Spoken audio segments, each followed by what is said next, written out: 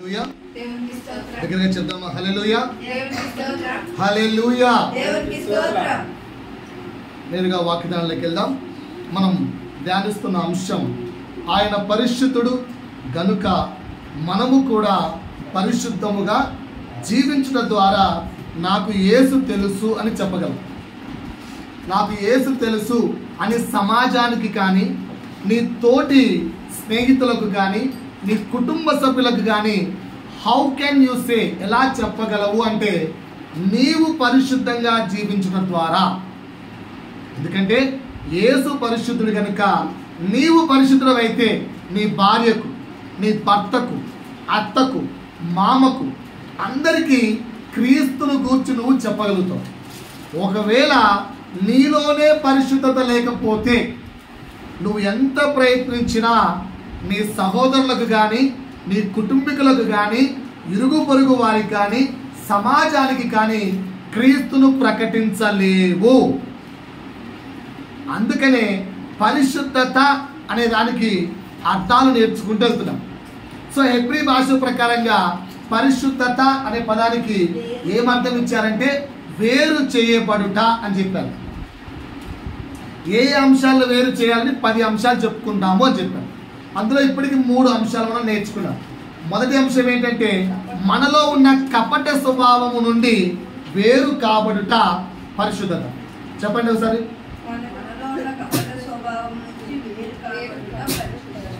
ఎవరితో చెప్పారు?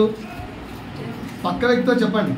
మనలో ఉన్న కపట స్వభావము నుండి వేరు చేయబడుట పరిశుద్ధత. ప్రయత్నించారా? కపట స్వభావం అంటే 10 అంశాలు చెప్పాను. ఒకవేళ లేకపోతే యూట్యూబ్లో పెట్టాను, మళ్ళా చూసుకోండి అని చెప్పాను. ప్రయత్నించారా?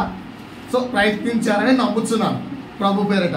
రెండవ మాట ఏం చెప్పారంటే మాట ఇచ్చి తప్పకపోవడం పరిశుద్ధత. ఎందుకంటే మాట తప్పామంటే దేవుని నామానికి అవమానం చేసినట్టు. వన్స్ మాట ఇచ్చామా we have to do it. అందుకే సామెతలు చెప్తారు కదా, ఓకేనా, ప్రాణం పోయినా మాట తప్పరాదు అంటారు. ఎందుకంటే మాట ఇవ్వడం అంటే ఎవరి నామానికి అవమానం కలిగించినట్టు? దేవుని నామానికి అవమానం కలిగించినట్టు. కనుక మాట ఇచ్చామా క్రైస్తవుడా తప్పద్దు. అందుకే యేసేమన్నాడు? అవునంటే అవునని చెప్పు, కాదంటే కాదని చెప్పు. రెండు మిక్స్ చేసి మొహమాటానికి కానీ వెళ్ళకు అన్నాడు. ఇక్కడ మీకు ఒక హోంవర్క్ ఇచ్చాను, చేశారని నమ్ముతున్నాను అందరూ. ఏంటి ఆ హోంవర్క్? దేవునితో ఇప్పటి వరకు ఎన్ని ప్రమాణాలు చేసుకున్నారో ఒకసారి పేపర్ మీద రాసుకోండి అన్నాను. రాసుకున్నారా?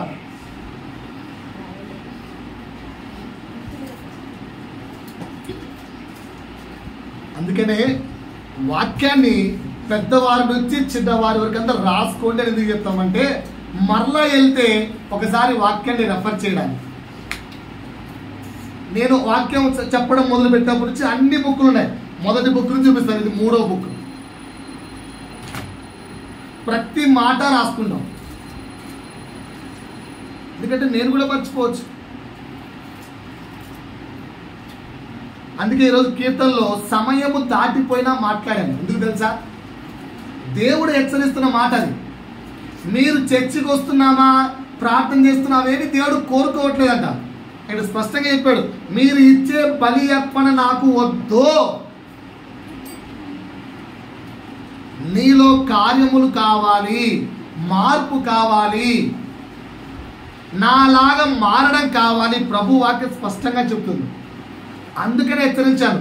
తెలియక ఏమైనా మాటలు ఇచ్చారేమో ప్రభు దగ్గర కూర్చొని అడగండి. వివరణ కూడా ఇచ్చాను. 2025 సంవత్సరం ప్రారంభంలో 10 మాటలు ఇచ్చాం మనం. డిసెంబర్ నెల నుంచి వాక్యాన్ని చూడండి, మీకు అర్థమవుతాయని కూడా చెప్పాను. ఒక్కొక్క వారం ఒక్కొక్క మాట ఇచ్చామని. తప్పిపోయామేమో క్షమాపణ అడగమేమో చెప్పాను. ఎవ్వరూ చూడలేదు, ఎవరూ హోంవర్క్ చేసుకోలేదు. ప్రభు అందుకు సాక్షి.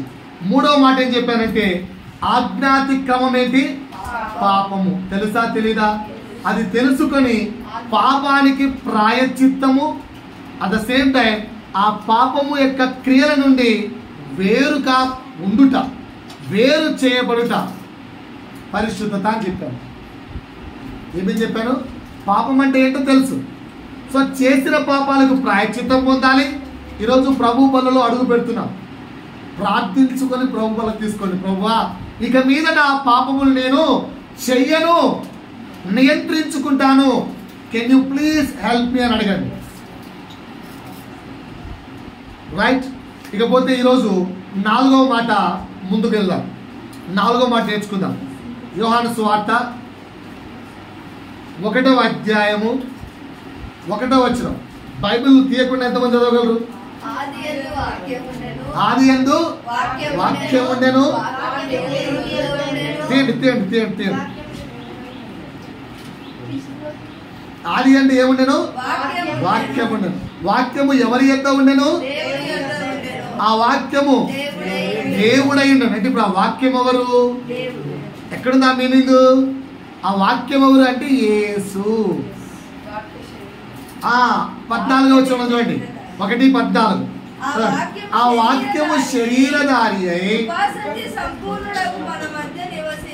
కృపాసత్య సంపూర్ణుడిగా మన మధ్య నివసించెను. సో ఇప్పుడు మీకు నేను చెప్పకుండా మాట ఏంటంటే వాక్యము ఎవరు? సత్యవాక్యము ఎవరు? యేసు.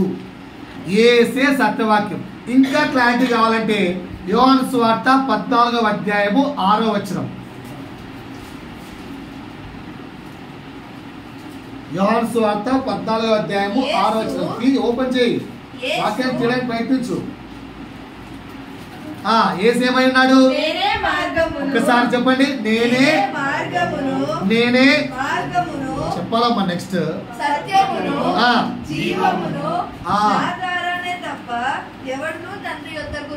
సో యేసు ఎవరండి? సో సత్యవాక్యము ఎవరంటే యేసు. సో ఈరోజు నేను చెప్పే 4వ మాట, యేసును గూర్చిన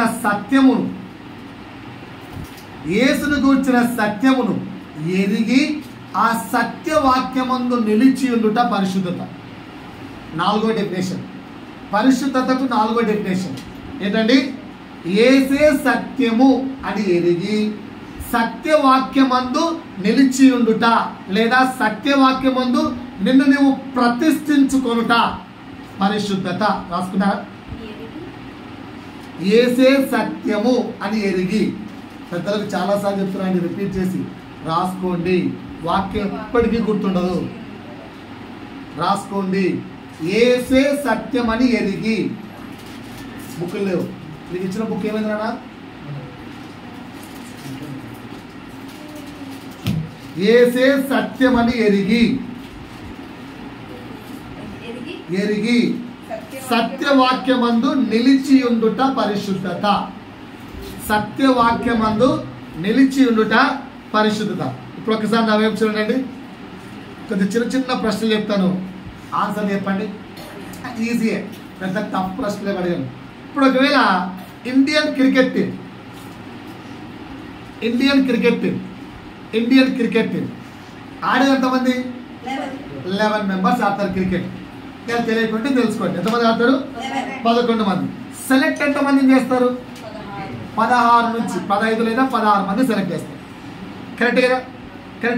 అంటే ఇప్పుడు 16 మందిలో 11 మెంబర్స్ సెలెక్ట్ అయ్యి ఆడుతున్నారంటే మిగతా 5 మంది ఎవరు? అంటే ఎన్నుకున్నాక కూడా ఏర్పరచబడని వారు, ఎన్నుకున్నాక కూడా సెలెక్ట్ కాని వారు. కరెక్టే కదా? ఇప్పుడు నేనేమంటున్నా అంటే దేవుని చేత మనము ఎన్నుకున్నా కూడా ఒకవేళ ఏర్పరచబడిన వారిగా లేకపోతే మెయిన్ టీంలో నువ్వు ఉంటావా? అంటే ఇప్పుడు 16 మందిగా సెలెక్ట్ అయ్యారు. అందులో కోచ్ చెప్పినట్టుగా వినలేదనుకో, వాడు ఏం చేస్తాడు? ఈ మ్యాచ్ నువ్వు డ్రాప్ కాదు. అర్థమైందే కలగా? సో ఎవరైతే కోచ్ చెప్పినట్టుగా ఆ గ్రౌండ్కి తగ్గట్టుగా, దానికి తగ్గట్టుగా, ఆ పరిస్థితులకు తగ్గట్టుగా ఆడతారో, లేదా వింటారో, లేదా ఒబీడియంట్గా ఉంటారో ఆ 11 మందిని మాత్రమే సెలెక్ట్ చేస్తారు. కరెక్టారా? దానికి మనం పెట్టుకున్న పేరు తెలుసా? రాజకీయం అంతా. సెలక్షన్స్ అన్ని రాజకీయాలు అయిపోయాయి. ఎంత మంచి ప్లేయర్లు సెలెక్ట్ చేయలేదు. రాజకీయాల పాడ. అది మనం కల్పించుకుంటే ఒక సాక్ అంతే. ఏంట్రా అంటే వీడికి విధేయత లేదంటే. ఇఫ్ ఈజ్ ఒబీడియంట్ ఆటోమేటిక్గా తెలుసు. సో ఇప్పుడు నేను కూడా ఏంటంటే పరలోక రాజ్యం అనే ఒక డెస్టినీ, ఆ డెస్టినీకి వెళ్ళాలంటే ఆ డెస్టినీకి ఒక రాజు ఎవరు? యేసు. రారాజు ఎవరు? యేసు తండ్రి. ఓకేనా? ఆ తండ్రి చిత్తమును, ఆ యేసు చిత్తమును, ఆ యేసు పెట్టిన రూల్స్ను పాటిస్తేనే పరలోక రాజ్యంలో ఉంటాం. లేదంటే ఏమవుతాం? పిల్లలు కూర్చోవాలి. లేదంటే ఏమైపోతాం? చెప్పండి కొంచెం. పాతాళంలోకి తొక్కేయబడతాం లేదా తోసేయబడతాం. ఓకేనా? ఇప్పుడు మనం చెప్పుకునే చిన్న చిన్న ఆత్మీయ సాకులు చెప్తామా? నిజంగా యేసు యొక్క రూల్స్ అండ్ రెగ్యులేషన్స్, యేసు చెప్పిన రూల్స్ అండ్ రెగ్యులేషన్స్ లో వాక్యానుసారంగా మనం ఉన్నామా అని చెక్ చేసుకుందామా? చెక్ చేసుకుందామా? దిద్దుకుందామా? సాకులు అంటే ఎక్స్క్యూజెస్. ఏంటి ఎక్స్క్యూజ్? మా హస్బెండ్ ఒప్పుకోడండి అలా ఉండడానికి. ఎంతమందికి ఇలాంటి సాకులు లేవు? మా హస్బెండ్ మీరు చెప్పిన వాక్యానుసారంగా బ్రతకడానికి my husband will not accept. ఇలాంటి సాకు, ఇలాంటి ఎక్స్క్యూజ్ ఉన్నాయా లేవా చాలా మందికి? మీలో లేకపోయినా మీకు తెలిసిన ఆత్మీయ కుటుంబాలు ఉంటే చెక్ చేసుకోండి. 2, మా ఆవిడ పెట్టే టార్చర్ నాకు ప్రశాంతత ఎక్కడుంది? ఏమో సార్, ఆ టార్చర్ ఉంటుందంటే 24/7. అందుకే బైబిల్ ఏమంటుందో తెలుసా? మంచి భార్య దొరుకుట అరుదు. మంచి భార్య దొరకలేదనుకో ఆ టార్చర్ ఎలా ఉంటుందంటే వాన చిరుకు టపక్ టపక్ టపక్ టపక్ టపక్ టపక్ అని పడుతుంటే ఆ సౌండ్ ఎలా ఉంటుంది? భయంకరం తెలుసా? భరించలేము. అవునా? వాన చిరుకులు ఒక్కొక్కటి మామూలు పూర్తిగా తడిచిపోయావు అనుకో ఏం కాదు, తడవకుండా టపక్ టపక్ ఒక చుక్క పడుతుంది అనుకో అన్బేరబుల్, అది భరించలేదు. ఇకపోతే ఎక్కడైనా కట్ అయిందో చూసారా? కట్ అయిందని సాల్ట్ వేయండి ఒకసారి, అట్లా అట్లా అట్లా ఒక సాల్ట్ డ్రాప్ వేయండి, చరక్ చరక్ చరక్ అంటది. అంతకంటే భయంకరం ఉంటుంది గుణవతైన భార్య దొరకకపోతే. సో నా పరిస్థితి అదే పాస్టర్ గారు, మళ్ళీ అర్థం చేసుకున్నారు పాస్టర్ గారు. పురుషులు చెప్పే సాకులేదు.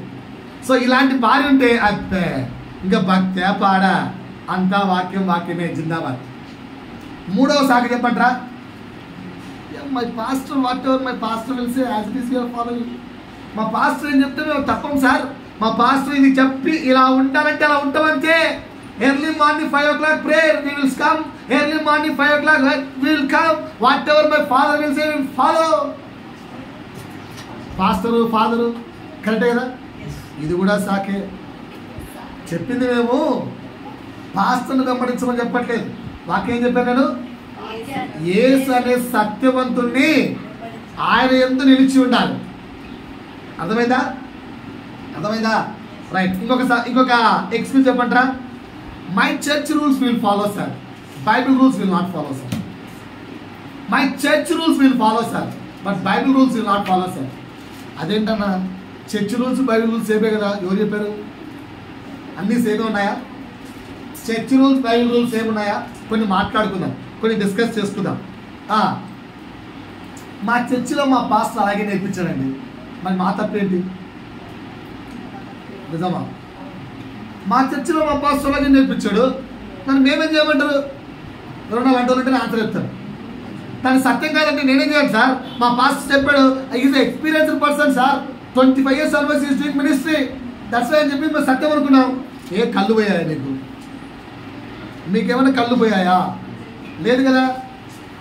ఇది కరెక్ట్. వింటున్నారా వాక్యాన్ని? పిల్లలు వింటున్నారా వాక్యాన్ని? ఇది కరెక్ట్.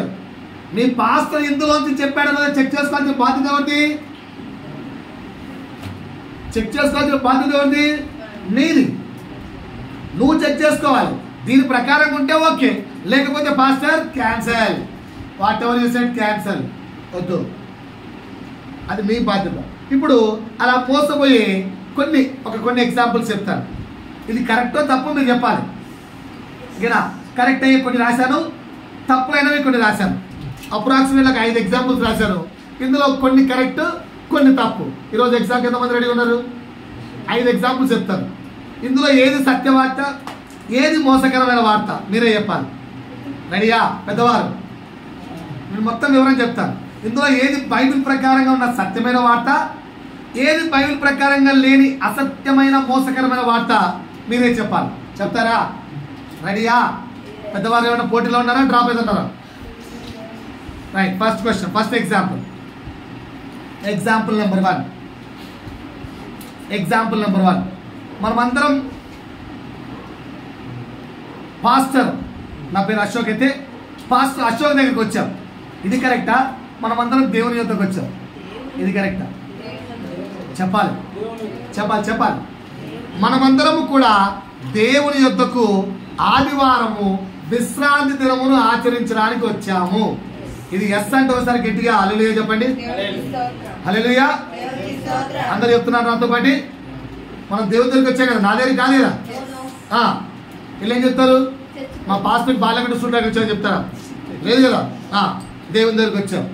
రెండో మాట, మొత్తం ఎగ్జాంపుల్ అంతా చెప్పిన తర్వాత సత్యవాసత చెప్పండి.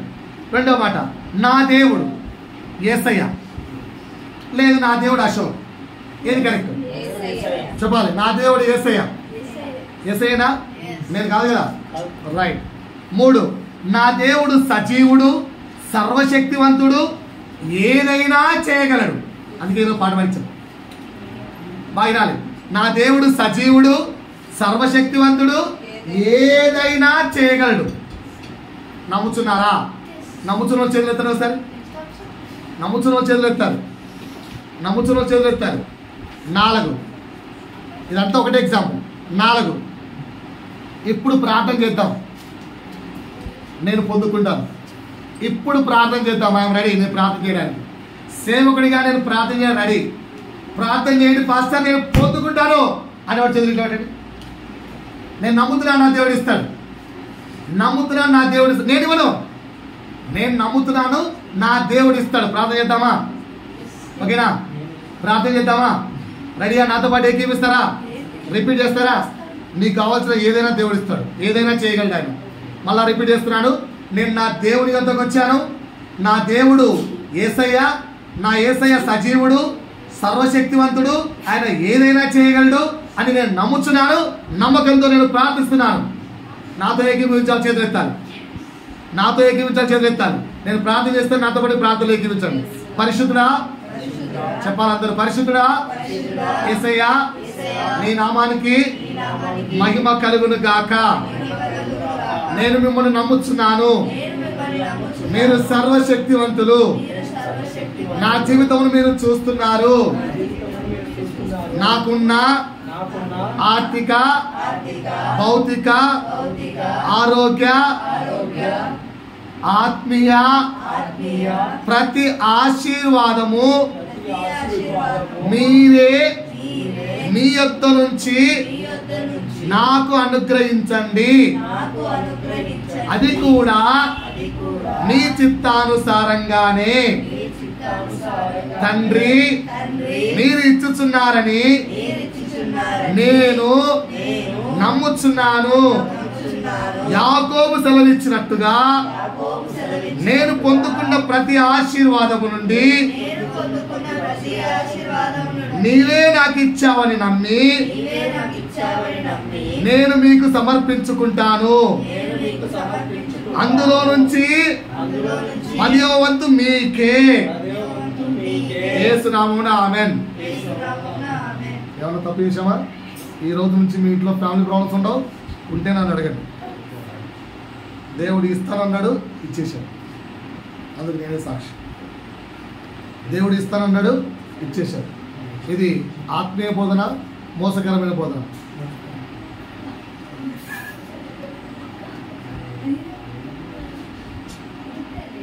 ఐదు ఎగ్జాంపుల్స్ చెప్తాను. అందులో 5లో కొన్ని ఆత్మీయం ఉన్నాయి, కొన్ని మోసం ఉన్నాయి. ఇది ఫస్ట్ ఎగ్జాంపుల్.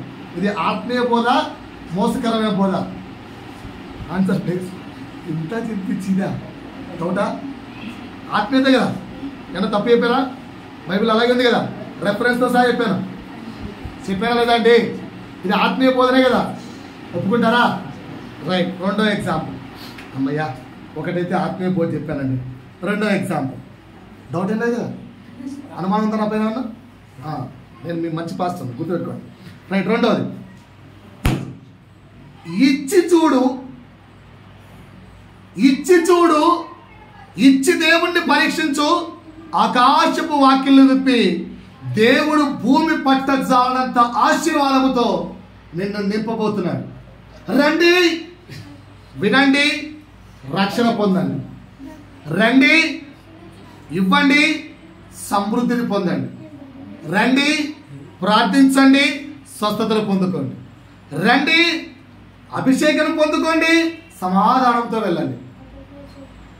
ఇందులో ఏమన్నా తప్పుందా? మళ్ళా రిపీట్ చేయమంటారా?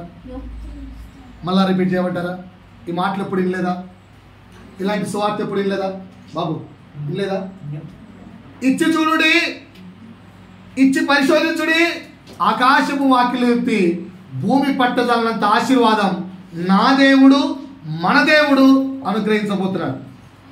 ఏంటంటే చెప్పు, మాట్లాడు. ఇంత చిన్న ఎగ్జాంపుల్ ఆన్సర్ ఎప్పుడైతే ఎట్లా? ఇది ఆత్మీయ బోధన, మోసకరమైన బోధన. సత్యమైన సువార్తన, మోసకరమైన సువార్తన.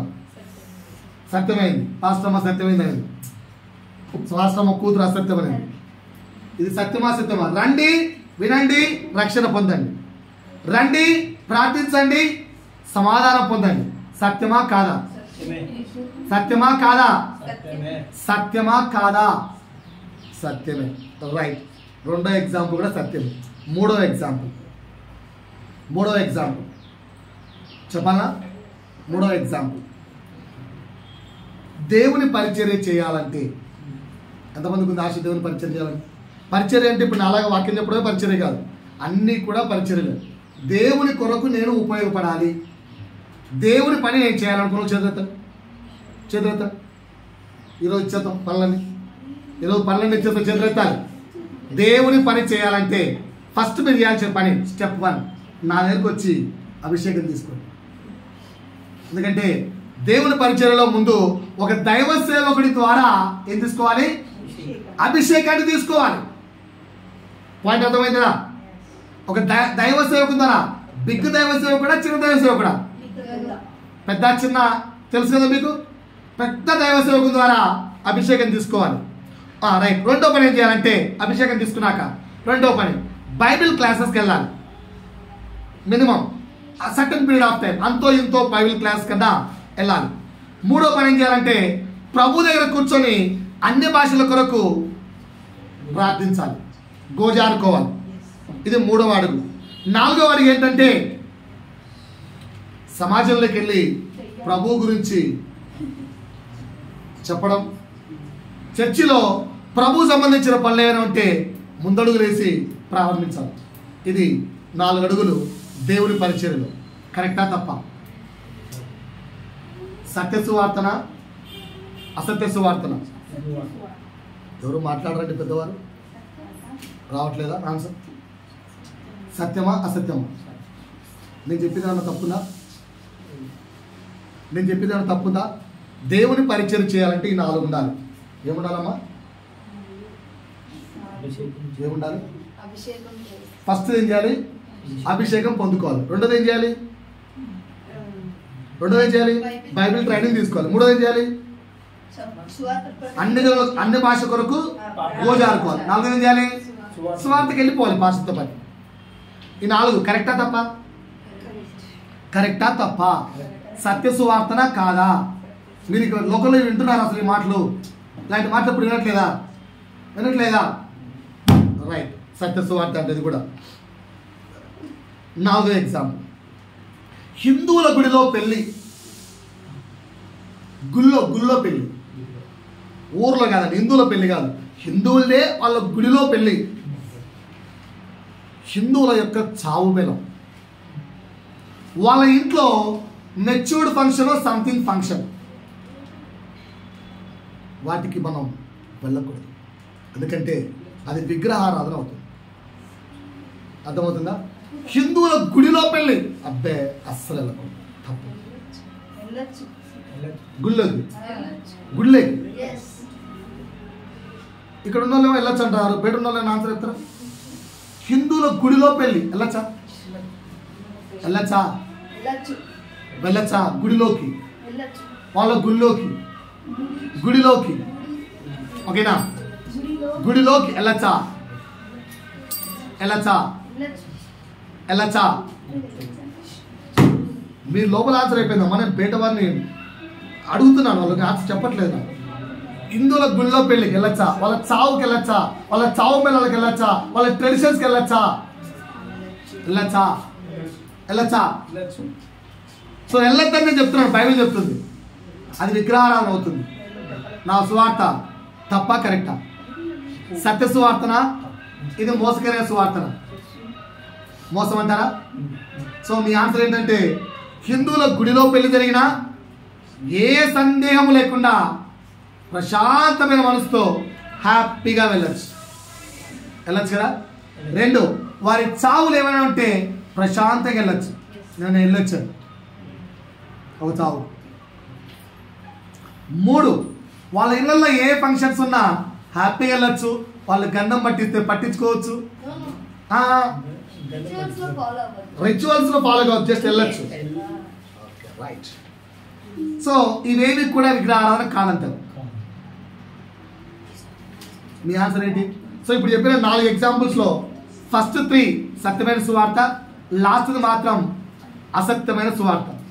చాలా చర్చిలు, చాలా సేవకులు, చాలా మంది క్రైస్తవులు ఈ 4 సువార్తల్లో ఎక్కడ ఇరుక్కున్నట్టుగా లేరా? మీరు పిల్లలతో ముచ్చట్లేస్తున్నారా? వాక్యం చెప్తున్నారా? నేనే దుఃఖపడుతున్నా అంటే మీరు సమాధానం చెప్పకపోతే ప్రభు ఎంత దుఃఖపడుతుంటారో ఒకసారి ఆలోచించారా? నోరు తెరిచి సమాధానం లేనప్పుడు ప్రతి సండే చెప్తున్నాను, నేనే వాక్యం చెప్తున్నా, నేనే లోపల ఏడుస్తున్నానంటే ప్రభు ఎంత దుఃఖపడుతుంటారో ఒకసారి మీరు ఆలోచిస్తున్నారా?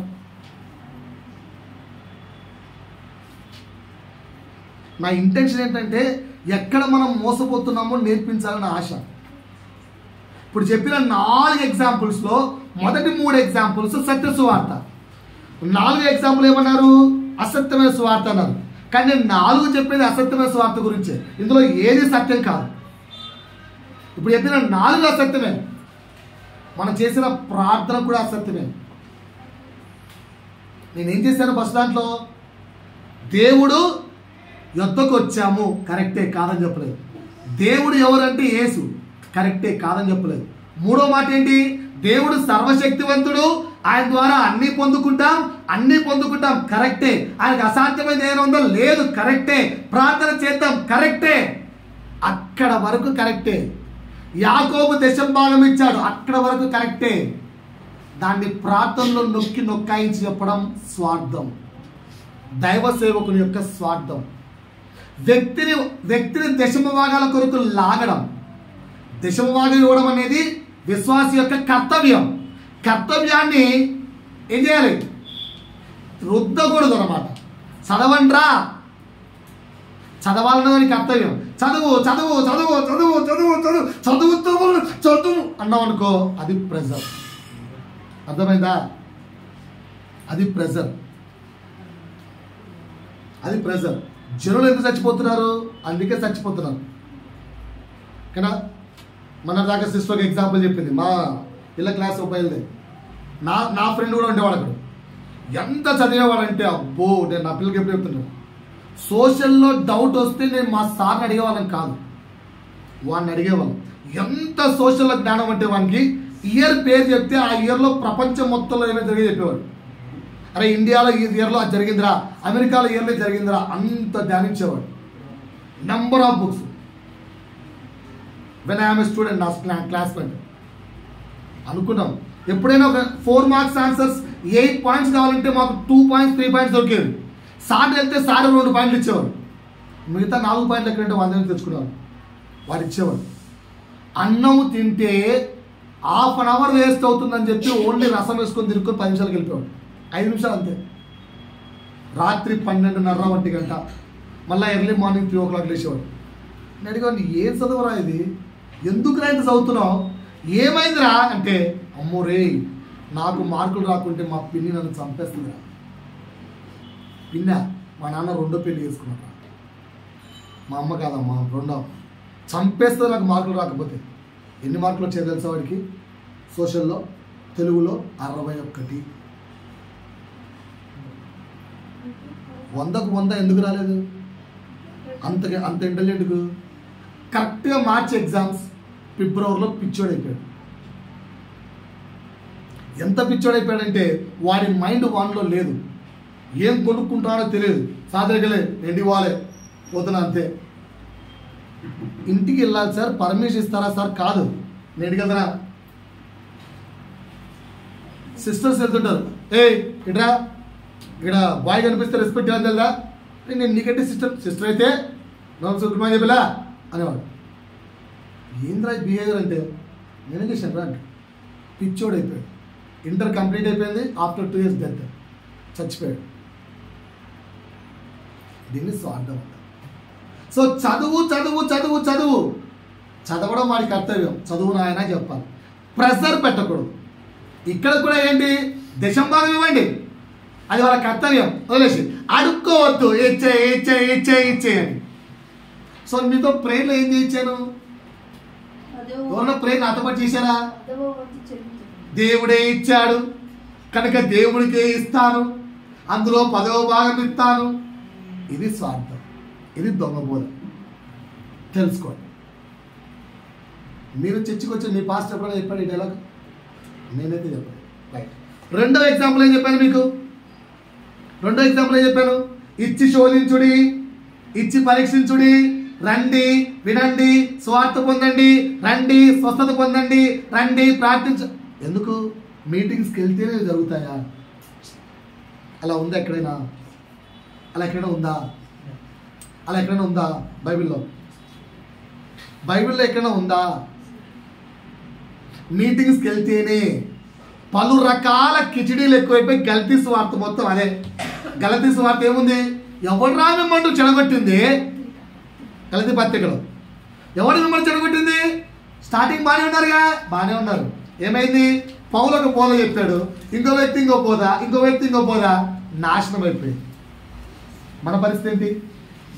ఇది సత్య సువార్తనా అసత్య సువార్తనా? రెండు. మూడోది ఏం చెప్పాను చెప్పండి మీరు ఒకసారి. పరిచర్య చేయాలంటే ఏం చేయాలన్నాను? నాతో పాటు వాక్యం చేయండి. అపోస్తుల కార్యములు 2వ అధ్యాయం 17వ వచనం. అపోస్తుల కార్యములు 2వ అధ్యాయం 17వ వచనం.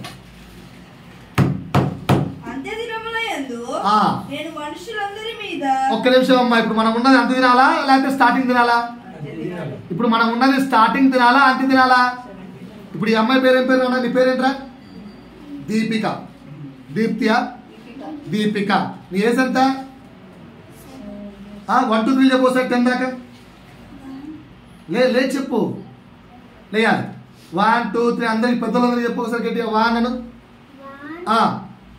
వాళ్ళు చెప్పు ఒకసారి పెద్దలు.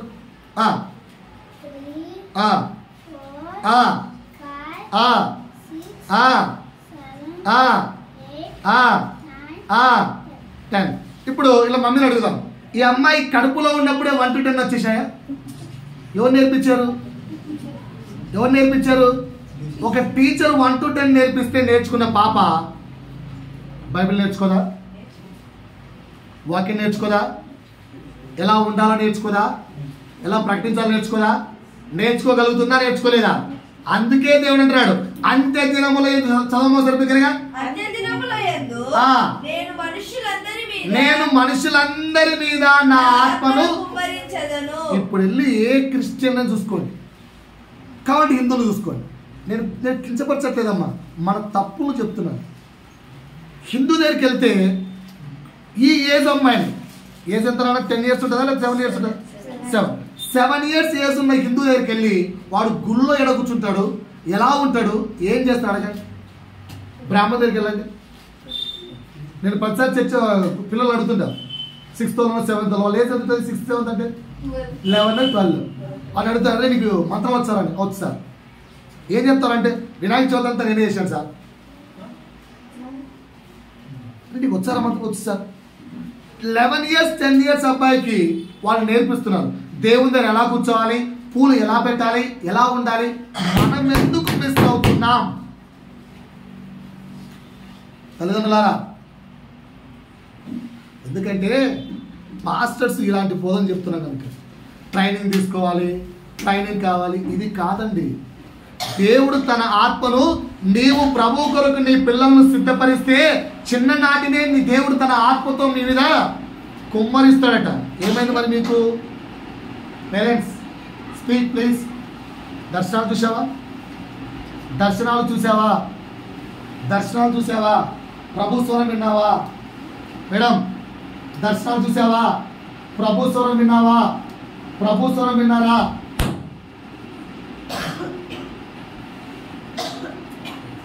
ఎక్కడ మిస్ అయింది?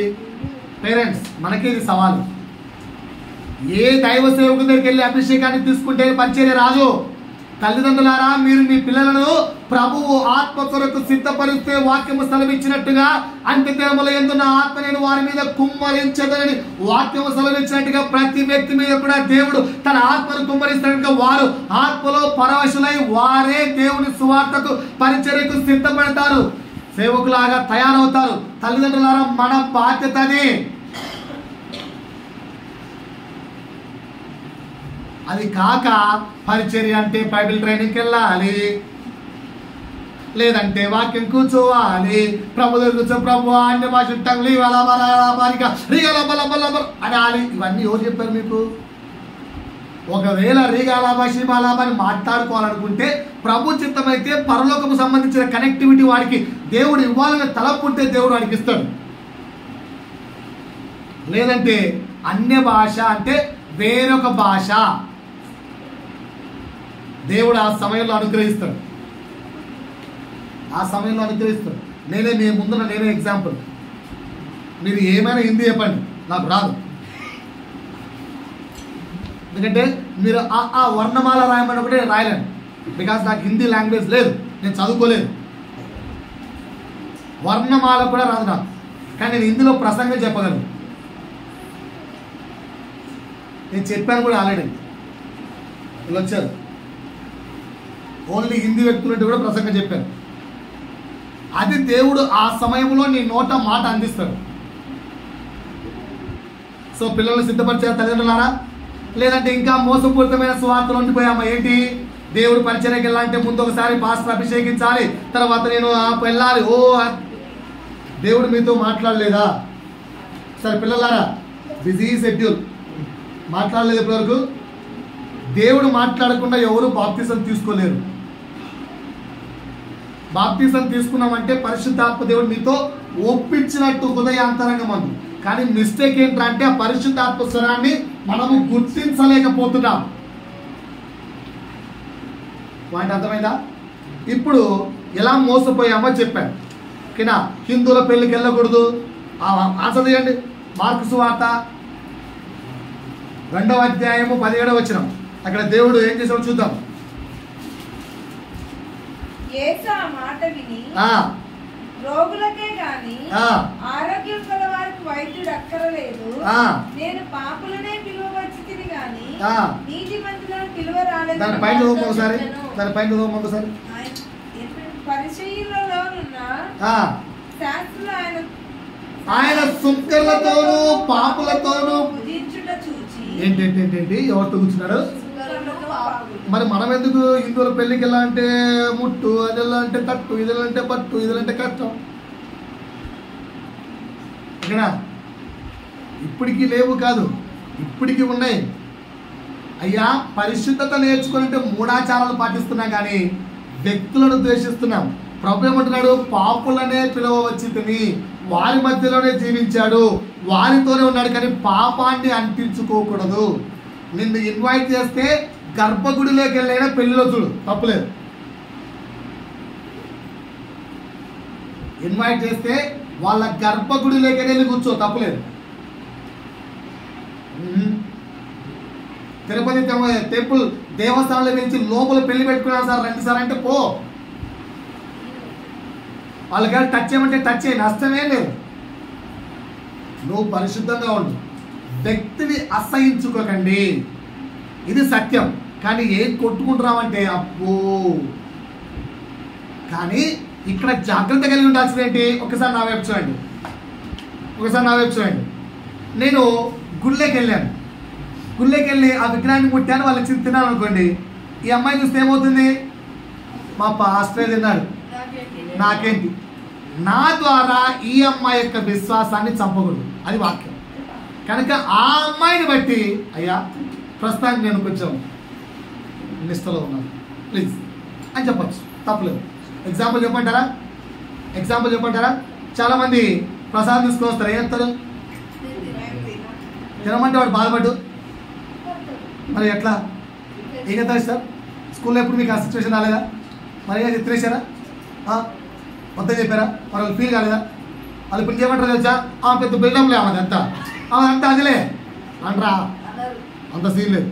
వెనకాల అనుకుంటారు, ఎందుకంటే నేను మా స్కూల్లో అందరికంటే చిన్నోడిని కదా, ఇక్కడికి వాళ్ళు నన్ను పబ్లిక్గా తిట్టేస్తాను అనమాట. మా టీచర్ వయసులో వచ్చినోడిని, అన్నింటిలో వచ్చినోడు, ఇంకా వీళ్ళు పెద్ద బిల్డప్ ఎక్కువరా అంటే దేవుడు అంటారు. తప్పగా కరెక్టా? దేవుడి నామాన్ని అవమానపరిచామా, బాగు చేసామా? కనుక వాళ్ళకి ఎక్స్ప్లెనేషన్ ఇవ్వాలి.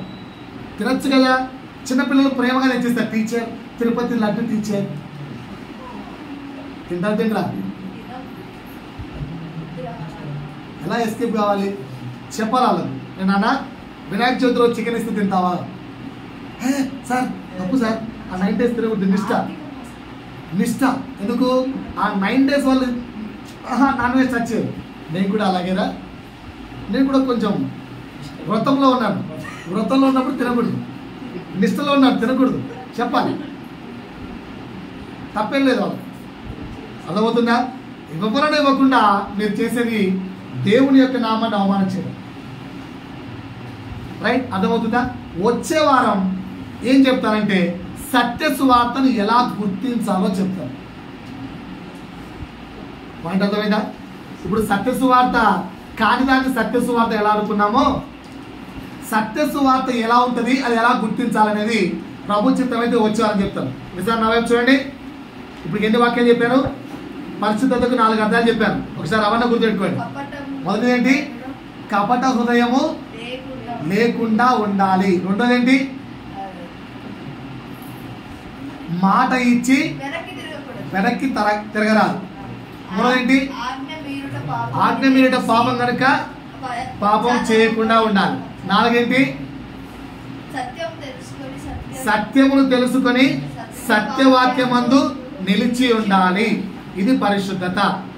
దేవుడి వాక్యం ద్వారా మహిమ పొందుకోను గాక. దయచేసి మోకరించి ప్రభు వల్ల మీ దగ్గరికి వస్తుంది, ప్రార్థించుకోండి. వాక్యంలో